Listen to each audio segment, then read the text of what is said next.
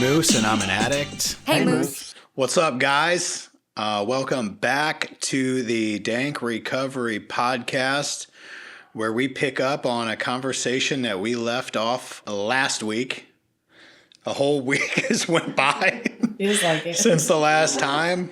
Been a while. Yeah, but we're just here with my wife, Ashley. Hey, Ashley. Hello. And the Vice President of Executive Production, Braden Smith. What's up, Braden? How's it going? Do you want to be outed like that? I'm fine with it. He can edit it out if he wants. And the guru himself, the recovery Buddha, Kevin. Oh, recovery Buddha. Okay, now, yeah. The now we're recovery talking. Buddha, Kevin. Yeah, right on. Glad to have you back on, man. It's an honor and a privilege. Glad to be here. Yeah, Excited. this is fun. It is, yeah. And people might think, well, why are you guys doing this? Why are we doing this podcast? It's because we are the foremost experts on addiction, worldwide recovery experts. These are the things that matter, the conversations that the World Health Organization is trying to shut down, but we're here to bring the truth to recovery and Yeah. how it really works, right? For real though, whenever Tim was talking about the podcast and like who should be on, I feel like you were the first person that came to mind. And I know we don't really know each other very well, but I know that Tim talks about you a lot. So Right on. thank you for your time today and for sharing so far. Thank you. Thank you. I really appreciate that. Reread your note on our wedding thing where everybody signed like congratulations or whatever. You're like, wow, Ashley, you got a catch. And I sure did. So Yeah, anyway. that is funny. It's true. It's very true, too. Yeah, I know. Yeah. Oh, yeah, that is Yeah. good. Man, and that's, I think, and you might relate to this, Kevin, but it's like, dude, there's people that stick around in recovery. It's like they just never forget who was there when they got sober. It's like you don't forget about the time investment. You don't forget about the people who believed in you. There's a guy that's not even sober. I still never forget that at like 45 days sober, he gave me a 60-day key tag and was like, dude, I believe you're going to get this. And there's a lot of people like, that's crap. There's no fronts. And I'm like, that meant the world to me. Just that this dude's like, I was still withdrawing. Yeah. He's like, I think you're going to get there. Yeah, he gave you a goalpost. Yeah. Instead of a kick in the butt or what, he gave you a goalpost. It's like, Yeah. I kind of like that. Yeah. You didn't have to celebrate it yet. Yeah. But you got to see it and feel it. And I had it. When Yeah. it happened, I'm like, dude, I earned it. I got there. Yeah. Yeah. And I heard someone say that in recovery, there's two types of people. There's ass kickers and soul savers. And we need them both. True. You need a well-timed kick in the ass every once in a while. And sometimes you need someone to just be like, dude, it's going to be okay. Yeah. I believe in you. You can do this. Yeah. And then the other guy's like, there's no way you can do this. You're going to die. You better really get to You better work. figure it out quick. Yeah. Yeah. Or you might need a hug, right? Yeah. One or the other, right? Yeah. My sponsor was like pretty hardcore, like the one I have now for a long time. And then I told him some stuff about my childhood and my dad. And he's like totally shifted how he talks to me. And I'm like, I wasn't trying to get you to do that. But he'd be like, I'm so proud of you, Tim. You're doing so good in school. And I'm like, I actually needed that. I needed someone to tell me that. Yeah. But he also knows when, let me have it. I'm down 40 pounds Good for since you. my baddest. But I was at a meeting and my sponsor walked up to me and he slapped me on the belly and he's like, man, you're getting fat. You need to start thinking about your family. I'm like, damn, that's kind of mean, But at the same time, it's like, I know the dude cares about me and he's right. Like if you're not taking care of yourself, you're just thinking about yourself. And it's weird how we can be so selfish that we don't even see stuff like that. That not treating myself good and taking care of myself is like a horribly selfish. Yeah. If you're there to solve an alcohol or a drug problem, you can do that for, I don't know, maybe a couple of years. You can work on that drug alcohol problem, but eventually you clean your house up.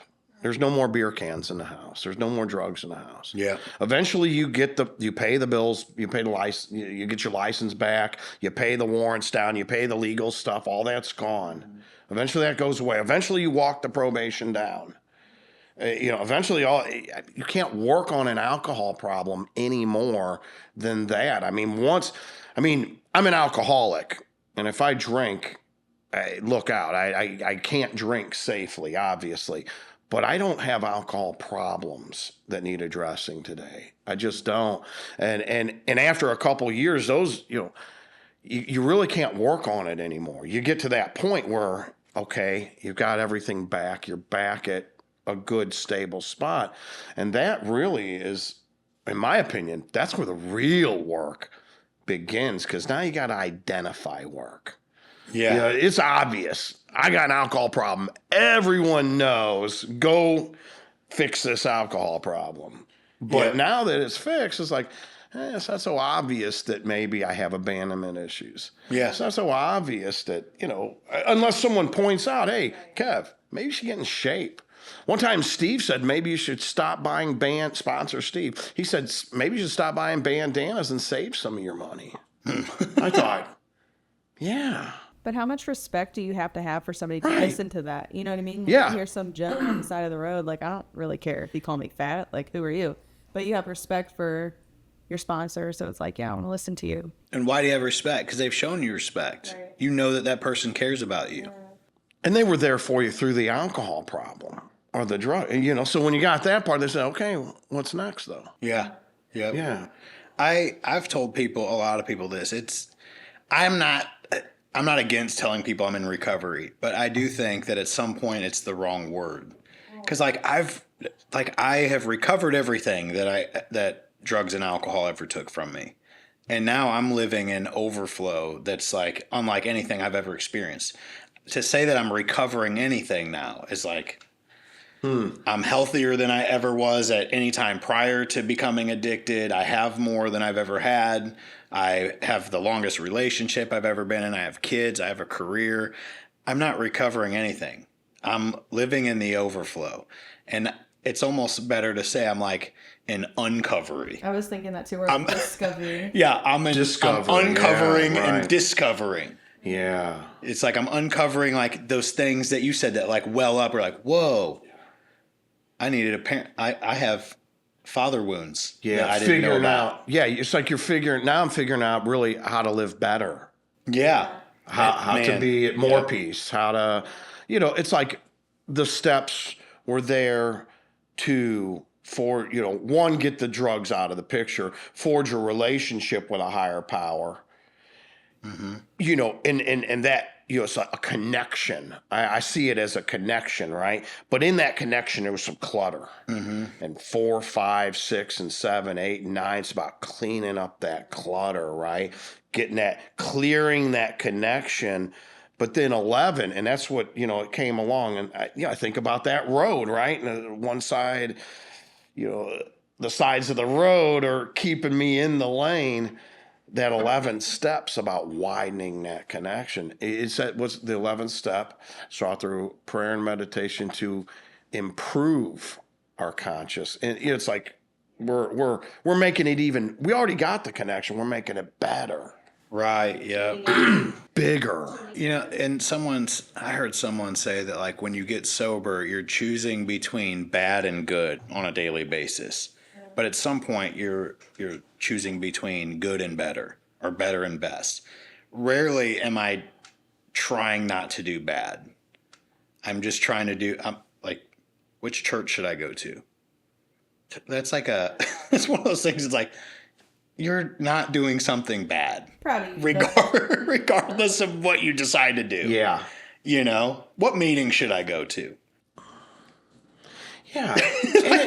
And the things you start to look at, if you look at it's a big, obvious alcohol problem. Everybody knows it, right? It's so obvious. And then even being in poor shape, I was in terrible shape. It was obvious. It was very obvious to me and everyone around me. I smoked too many cigarettes. I was smoking too much. These were obvious issues. But then you get to this point, like two people are having a conversation.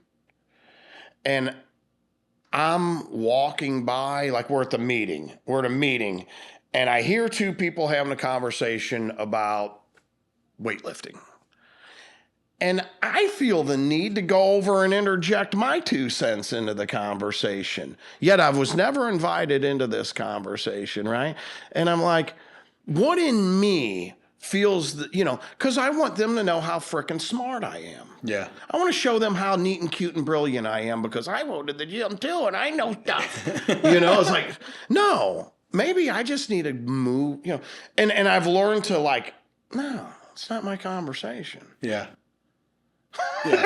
So you start looking at stuff like that. It's because, I ran out of big stuff. I'm looking at the little, fine tuning it. Right? You know what's funny? That kind of reminds me of something in the 12 and 12 about the bleeding deacon versus the elder statesman. Yeah. Like the bleeding deacon, he's got to tell you his thoughts on everything. And the elder statesman's like, that's cool. And it's stressful. Yeah. It's like I have a reputation to uphold now. I got to show everybody how cool and neat I am. Yeah. Man. Not that you had a reputation to uphold at all. Yeah, none. Yeah. King of AA is still an alcoholic. Yeah. It's like you're just the king of a bunch of dipshits. I mean, and I'm one of those dipshits, I mean, no offense to people who might not think they're dipshits in AA, but I mean, there's a lot of us there, right? It's like you're just king of a bunch of dipshits. Who cares? You know what's funny? I was at a meeting the topic was Tradition 3. And it's like the only requirement for membership's a desire to stop drinking. And everyone was sharing like, it's so great. They welcome you in and everyone's so great in the program. I'm like, I want to share some stuff. Okay. First That's off, why I love you. I just want everyone here to know that because there's no requirements to join, there's the sickest people you will ever meet in your life in this room. And most of them are barely better than they were when they got here, with rare exceptions. This is a sick group. So I wouldn't invite them over to my personal space unless I really got to know them. You might want to conduct a background check or two. Yeah. Like, it's not all rainbows and butterflies. Yeah. This is a demented group, and it's like I made a meme about this. I said 95% of people in AA are pieces of shit. You're not here to make friends. You're here to stay sober. And if you have that mindset, you'll make friends with the other 5%. Mm-hmm. And you'll be able to figure out who's who. Yeah. And someone commented, "Who are you to say that?" I'm like, listen, I've been in the 95% plenty of times. But now I've upgraded to the 5. Yeah. I can waffle back. That's the problem. A lot of these people, they're on and off. So it's hungry, angry, lonely, tired. I'll be back in the 95%. Yeah, I'm not beyond I'm searching meetings for newcomer girls. I'm like, hey, let's see what's going on around here at 7 o'clock on a Friday night. Yeah, I didn't say which side I'm on. It can change day to day, But it is not everyone's there to get better. Some people are there to just take a break. Yeah, I don't know. And some people are there and no offense either. Maybe they've been coming around for 20 years and they haven't drank and they have a hard time keeping a job and they act like goofballs at the meeting and they say goofy shit and whatever. But that might be the best they can do. And that is cool, good. I'm glad they keep coming back. And 20 years is still very much worth celebrating. But I think I wanted something different than that. I wanted something more. I wanted a life that looked like a normal life. Yeah. Closer to it, at least, if that's even possible, right? Yeah. It's like old sponsor, too. Yeah. He always used to say, normal's just a setting on a washing machine. Yeah. Sponsor Steve was like, he wasn't running around bragging about himself. He was, I know he had money. You couldn't tell that. There's no way. There's nothing about him that you could say he's loaded. There's no way. He had a humble house, a humble car, humble things, did humble things. He dated his wife. Every time, and this was like, every time I would call him, he was out there at the movies. They're at a concert. They're at a ball game. They're doing it. Like he was always dating his wife. They're always out doing something, It's like that. He lived a very, virtuous life, I guess you say, right? Virtuous? I'd say virtuous. I'd say principled. Yeah. He really stood on what he believed in. He lived it too. When trying to, he was a good man. He lived good. Yeah. He lived like a good man's supposed to live. And, I guess if anyone's watching this, you don't know what we're talking about. We're talking about a guy that's name was Sponsor Steve. It was on his birth certificate. He was the guy who sponsored all the sponsors. Like, men gravitated towards him like that. And he was my sponsor. He was yours. And he got kidney cancer and didn't even tell anyone until it was. Yeah. It's like, I didn't want it to be about me. I wanted it to be about you guys. And if you live in Florida or you live in some other state and you're never going to meet sponsors, he was the elder statesman. He was. He was the guy in the back of the room that didn't have to, they want to do it this way. Let them do it that way. They'll figure it out. If it's the wrong way, we're going to let them do what they do. When they want help, they'll ask me. Yep. Easier to respect what did you call it? I feel like I should know this. A statesman? Elder statesman rather than a bleeding deacon? Yeah. He he did have some, though. He would clap back on some guys. Yeah. He was telling me about a guy that called him. He's like, I don't know what to do anymore. And he's like, that's bullshit. You know exactly what to do. You're just not doing it. Click. Yeah. I was like, I shared the that. Truth. Yeah. I shared that at a meeting to someone that relapsed too, and I got scolded pretty bad for it. I had no place sharing that. I was sponsoring this kid, the same kid I was talking about before. He was a young kid. He was only, him, but he was, I think he's 18 when he came in the door, 18. And he had an alcohol problem. I was like, what, are you too young to buy it? Is that the problem? What's the problem? They're 18. Shit. How do you have that was it, though. And it was alcohol. He wasn't 18 with a drug. He was 18 with an alcohol problem. Like, how did that even happen to you, kid? Yeah. You haven't even gotten to the point where you can buy it yet. Yeah. It's like, that's crazy. But anyway, I was sponsoring him for a little bit, and he was chairing our home group, and he was calling on people, and he called on the people he talked to at the meetings. He had some people he had never heard from at the meeting, and he wanted to hear what they had to say.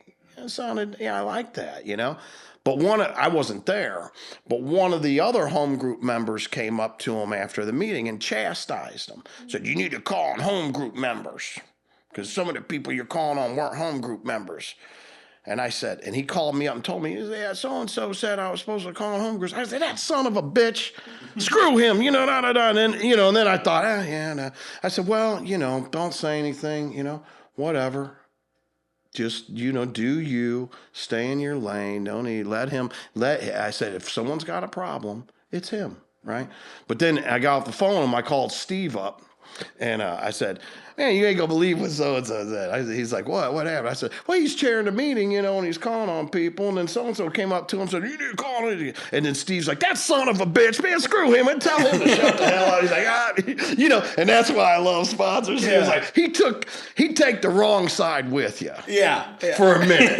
You know what I mean? Yeah. He'd come on the wrong side with you. And then together you'd get onto the right side. Yeah. That's funny.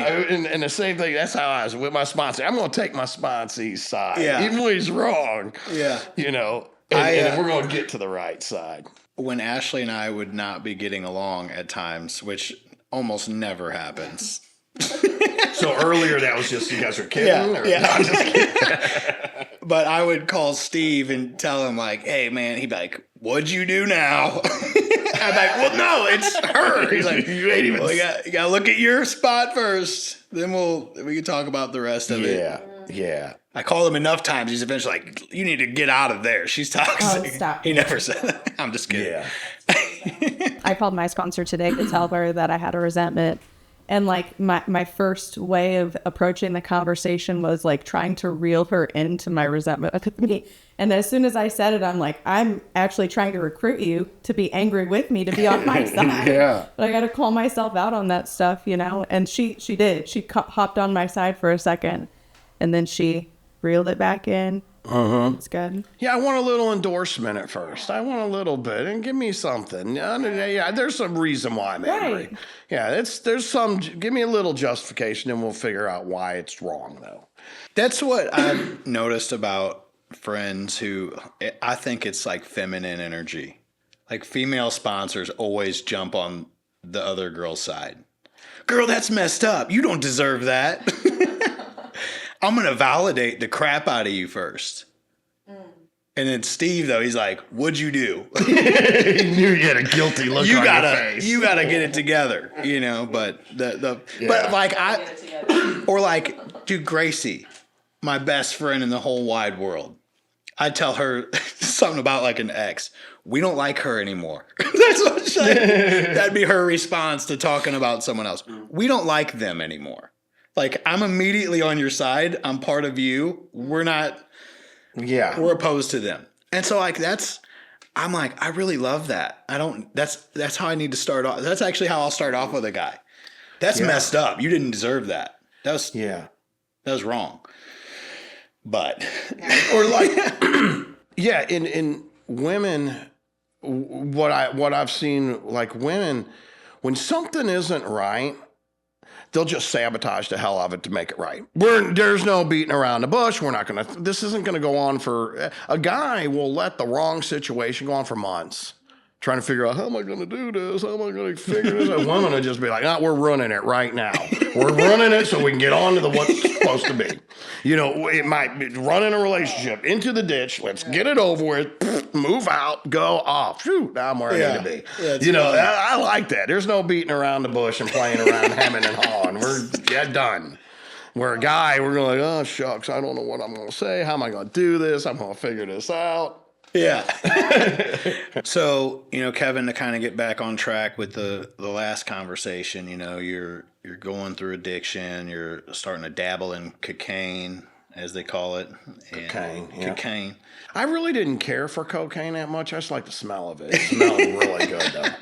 That's a Richard Pryor joke, actually. So I don't want to be a joke thief. Yeah, it's good. Thank you for and the bibliography. I got to thank my sponsee, Mike, for AA La La Land. He coined that phrase, AA La La Land. Oh, really? Yeah, okay, really good phrase. AA. He don't want to be stuck in AA La La Land. I'm like, I don't blame you.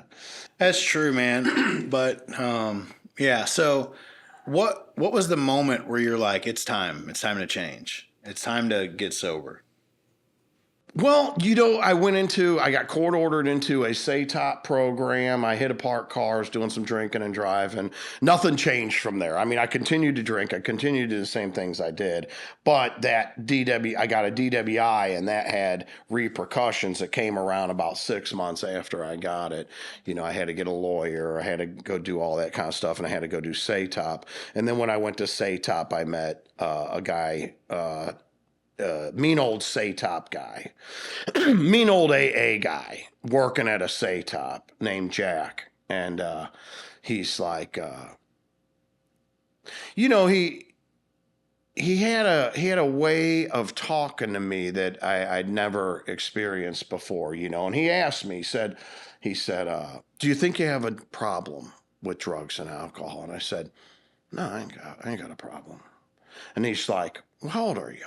I said, I'm 36. He's like, where do you live? I said, I live at my mom's house. He's like, oh, you live at your mom's, huh? You know, I mean, like, the subtle way was, you live at your mom's. She said, got your own room? Living in a basement? I said, well, I'm living on the couch right now. He's like, where you work? I didn't have a job at the time. I mean, I would drink every day. I mean, and I would drink till I pass out and wake up, start drinking again. I couldn't keep a job. I would show up drunk, you know. So yeah, no job. He's like, "Did you go to school?" And I was going to school, but I'd quit because I kept showing up drunk, and it was just I embarrassed myself a couple times. So no, I'm not going to school. He's like, you married? I said, no, I'm not married. Got a girlfriend? No girlfriend. Got any kids? No kids. He's like, you like girls? You know, something like that. And I said, yeah. He said, oh, but no girlfriend, huh? No. He says, besides your immediate family, how many people do you talk to on a regular basis? And, you know, and I'm like, nobody. I mean, I didn't have any friends. I mean, I would drink and pass out, drink till I pass out, drink till I pass out, wake up, start drinking again till I pass out. I mean, and I was miserable. And I would get out my blame thrower and blame everybody. And if you were hanging out with me, I would blame you. And, you know, I blamed everyone out of my life. So he's like, you know, at that situation, I had no friends.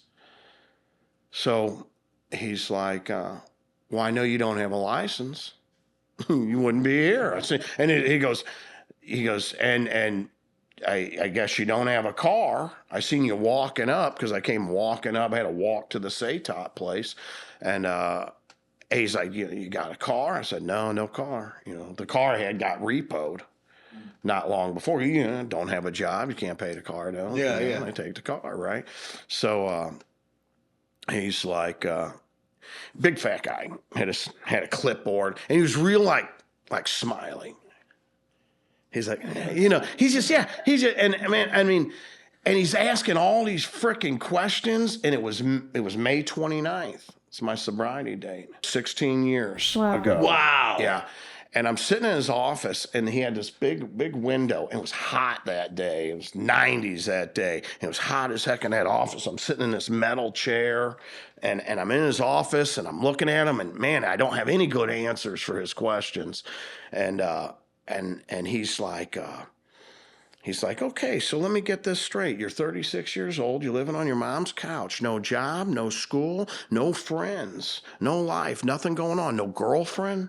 Nothing. No money in your pocket. Don't even have a license or a car. But you ain't got a problem, huh? And I thought, you son of a bitch. I mean, how dare him talk to me like that? What kind of business allows their employees to talk to a person that way? I'm a customer. Yeah, I paid good money to come to that Saytop. You know what I mean? And I could have taken my drunk ass to any Saytop, right? Yeah. But I went to his, you know? And how dare him talk to me like that? And the first thought was, hit him. But I didn't hit him. Yeah. That was the first thought was punch him in the mouth. Second thought, go to Yelp. Yeah, second thought was leave. Yeah, get up and leave. That was the second thought. Yeah. Get up and leave. And I swear, Tim, I even looked at the door and thought about, man, I'll just get up and leave. I didn't hit him, and I was in this position like defensive almost, and it was hot. I feel the sweat pouring down my head. I had hair at the time, but it was pouring down the back of my head. And then something happened right there. I said,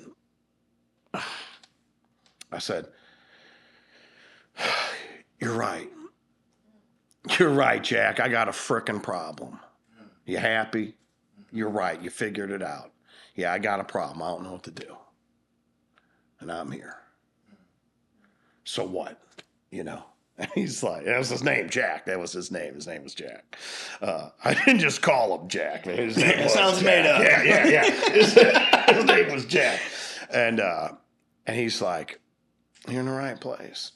You know, and man, I hated him for about 1 minute. And after that minute, he became my idol. Because no one had ever pierced through the way he did. You know what I mean? Like, he knew exactly how to talk to me. He knew exactly what to say. And he didn't use anything but what I gave him. Mm-hmm. He only used the tools I gave him to pierce right through my BS. Mm-hmm. You know, and I loved him for that. You know, he reached in and he pulled my bullshit out. He put it on a plate and said, eat it. Yeah. And I said, thank you. You know, and based on that, you know, I still left there, and I left on foot. I remember leaving thinking, you know, this might be pretty good for me. You know, but when it's over, I'm probably going to drink. You know, that's the mentality I left with. I walked home that night. But I came back and I listened to what he said, you know, and I went to the groups I did what they said in the groups. AA people would come in and talk. He'd do classes on 12 steps and Father Martin and just all sorts of different stuff. And the disease of addiction, how it messes your body up, all these different things, you know. And, you know, in that class, somewhere along the line, I became convinced, obviously my way wasn't working, and why not? I've tried all this other stuff. What do I got to lose, man? Let's give it a shot. Let's see what happens. Right. Let's try it. Let's see what happens. And he would say, and I said this many, many times. I've said it so many times at meetings, but I got it from him, and it was, do it for 6 months. He said, do this all in for 6 months. If you don't like what you got, go back to drinking. But do it for 6 months, really. Get in there and really do it and see. If you ain't happy, then sure, try something different. Dude, what's crazy is so many things you said are things that, like, thoughts that have went through my head. Like, even sitting there on my last day using. Dude, you have no car, no job, no girlfriend, nothing, and you're a genius? Like, just a moment of absolute surrender. Mm-hmm. And even sitting in treatment, just thinking, like, actually, I would sit there and obsess all day long. Like, can I still smoke weed? Yeah. Like, maybe I could smoke weed. And then then it hit me. I'm like, I have no job, no car, no nothing. I don't even have anywhere to live. I'm homeless, actually. Yeah. When I leave treatment, I'm homeless. Yeah. And I have only thought about, can I still smoke weed? Yeah. I'm still trying to carry, I'm still willing to dance. And I thought, man. Even though the ice is this thin, I'm still willing to dance, right? And then I thought, man, you know what? I am going to give this 6 months and just see what happens. Like, that wasn't something someone asked me. And who knows, maybe you said that. I probably said it because I would say it all the time. You maybe put the idea in my head. But I remember thinking, like, I'll try for 6 months not to smoke weed and see what happens. And, they recommend taking it a day at a time. But I always thought one day at a time was like some kind of mind trick. It's always today. So if I'm living just for today, it's always today. So basically you're saying just take it forever. Mm-hmm. I need a more defined route. 6 months. Yeah. 6 months, I'm like, my life is... Yeah, forever sounded, but 6 months was like, just dedicate yourself to this thing for a little while, see what happens. I'm like, okay, I could do that. So what happened after 6 months? I'm at a meeting. It's a Tuesday night. It was my home group, and I'm getting my 6 month coin. And my sponsors, like, Kev, you're doing it right, man. He's handing me the coin. People at the meeting, people who are respected in AA. And you know what I mean? There's people in AA, and there's some people that, like, everybody's like, they're hanging on their word. Sponsor Steve was at that meeting, and they're all like, Kev, you're doing it right, man. Keep doing what you're doing exactly the way it's supposed to be done. I was doing 90 and 90. I did the 90 and 90. I was doing everything they were telling me to do. And it's like I hadn't looked up for a while. Like, I did whatever Jack said to do, that's what I did. And I went to AA and I did the things that he suggested. He said, go to AA, get a sponsor, do what that sponsor does. My sponsor said, go to 90 and 90. I just did all the things that they told me to do. And then at 6 months, I remember looking up and thinking, this is working. This is really working. I was looking pretty good. Some of the gals at the meeting were checking me out, and like, I'm getting my coin. It's like, man, I'm coming up. I'm coming up. Had my license back. I had a car. I was driving my mom's car. I had insurance, though. Yeah. I was driving her car. I had a job, a little part-time job, working at McAllister's, but still, I was doing what I was doing, and things are getting a little better. And I couldn't deny that, hey, this is working. And then it hit me, and something occurred to me, and it how, I don't know if you're anything like me, but like, I don't anymore. I practice not doing this, but it's something I used to do is I would say something at a meeting, and then when I was driving home, I would re-say what I said at the meeting. Like, I don't know if, like, I would rehash conversations I had and things I said. I don't know if you ever do that. I would talk to myself on the way home from the meeting. I talk to myself on the way to a meeting too, like what I'm going to say. I would do this sometimes. And I was driving home and I was thinking about what I said at the meeting. And at the meeting, I remember saying, like, I think the meeting was on like step 1 or something. And I said, what I got with Jack was I had to surrender to win. In order to win, I had to give up. You know, what a weird paradox shift that I have to give up in order to win. Yeah. I had to let go to get, you know, and I said something at the meeting, and it was just kind of amazing to me that that's the way you win, is by giving up. And I'd said that at the meeting, and I was thinking about how amazing that was, that situation with Jack. And I was driving home, and this is where it really frickin' hit me. And I thought, you know, that's amazing. But I said, you know what's more amazing though? And this is the thing, I got chills. Like, I mean, they're standing up. His hair stands right up. It's like, what's more amazing is that I was willing to fricking lie to a man to protect a life that wasn't worth living. I mean, Yeah. I living on my mom's couch, no job, no school, no friends, no girlfriend, nothing going on, no money, no license. And I wanted that to go on another day. And I was willing to lie to somebody to protect this life that was so dear to me. Yeah.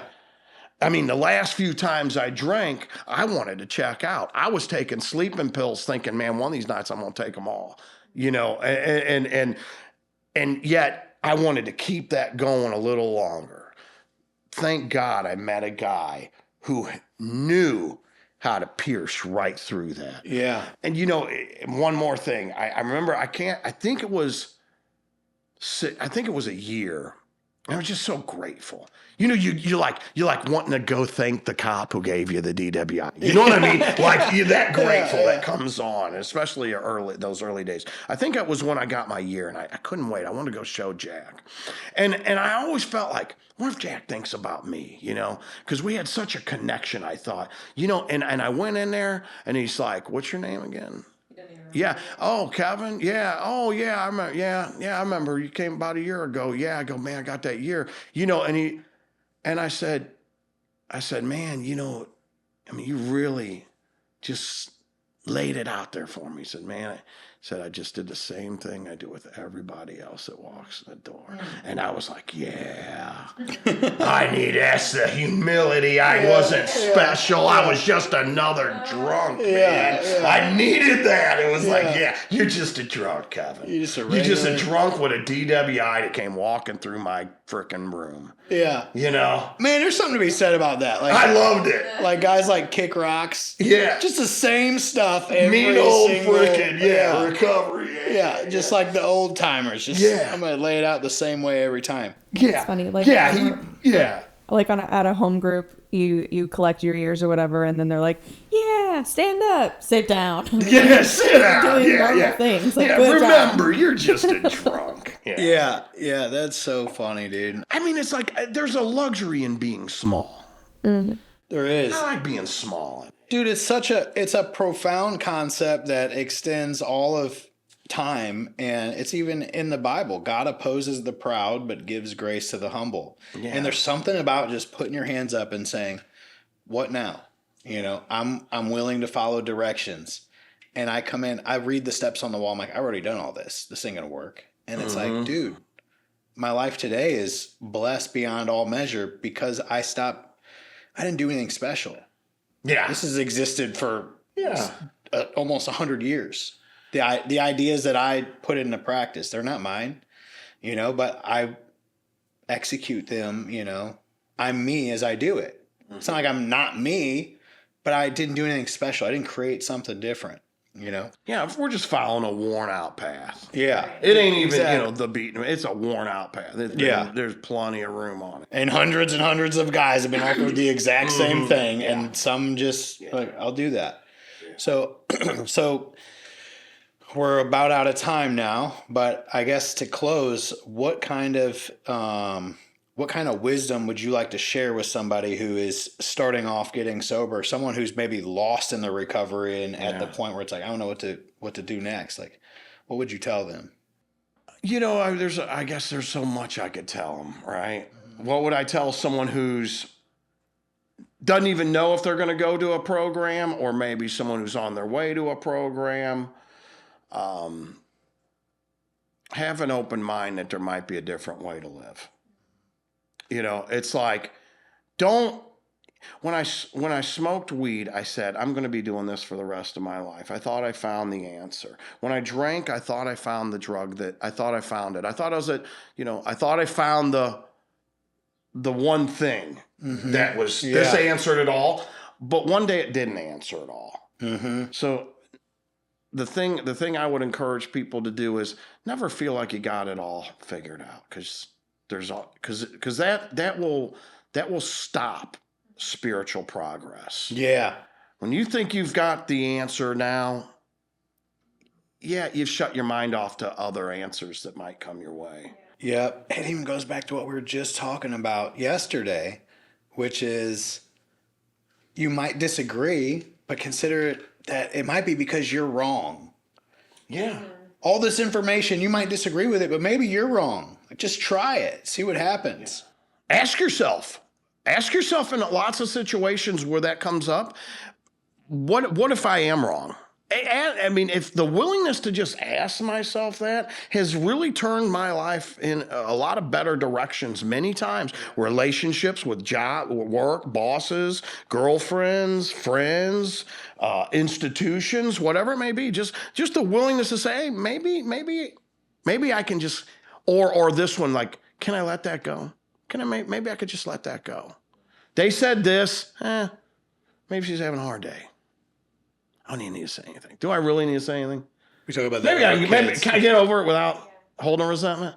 Man, Yeah. I found I can.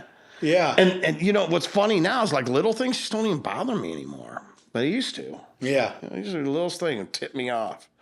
Now it's like, man, it takes a lot to get me freaking angry or down, you know? That's a big one, man. We talk about that with our kids. Can we let them just have that? Yeah. Like, can they just be wrong and it'd be like not a big deal? You didn't Yeah. clean your room. Can I just go clean your room?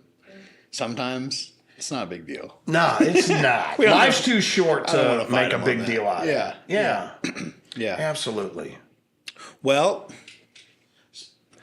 thanks for joining us today on the podcast. Kevin, the Man. recovery Buddha expert, top 3% of recovery researchers, Extraordinaire. MBA. You forgot lazy, low down, pathetic. No, just kidding. Thanks for listening. And like we said, whether it's day one or 16 years in, don't think you have all the answers. We're just going to keep showing up and sharing our experience, strength, and hope. I hope you'll check it out next week.